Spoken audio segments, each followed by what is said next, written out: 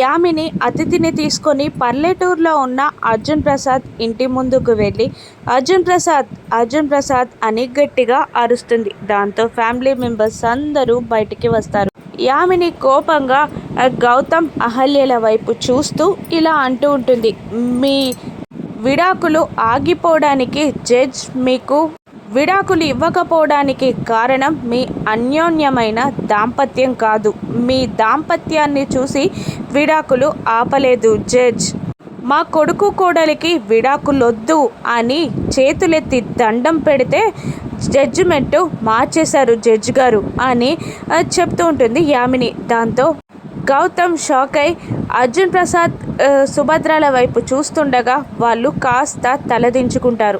అప్పుడు యామిని అదే అదనుగా ఇక అర్జున్ ప్రసాద్ని నిలదీస్తూ, ఇప్పుడు మీరు ఈ అనాథని బయటికి పంపించేసి గౌతమ్ అతిథులకి పెళ్ళి చేస్తారా, లేదా గౌతమ్ అతిథులకి పెళ్లి చేయండి అని నిలదీస్తూ ఉంటుంది. అప్పుడు ఏంటి బెదిరిస్తున్నావా అని అర్జున్ అంటూ ఉంటాడు.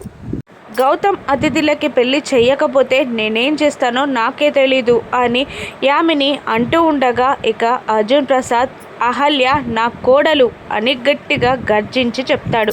దాంతో గౌతమ్ సంతోషపడుతూ ఉంటాడు. యామిని భానుమతి ఇద్దరు షాక్ అవ్వగా అతిథి బాధపడుతూ ఉంటుంది. అహల్య మాత్రం కంగారు పడుతూ ఉంటుంది. అప్పుడు యామిని ఇంకా గౌతమ్ని అర్జున్ ప్రసాద్ని బెదిరిస్తూ, మీ కొడుకు డాక్టర్ అని చాలా సంతోషపడుతున్నారు కదా, నీ కొడుకు డాక్టర్ వృత్తిలో ఎలా ఉంటాడో నేను చూస్తా, డాక్టర్ వృత్తికే గౌతమ్ని దూరం చేస్తా అని అంటూ చిటికలు వేస్తూ బెదిరిస్తూ, యామిని అంటే ఏంటో చూపిస్తా అని బెదిరిస్తూ ఉంటుంది. గౌతమ్ అర్జున్ ప్రసాద్ ఇద్దరు కోపంగా చూస్తూ ఉండగా అహల్య కంగారు పడుతూ ఉంటుంది.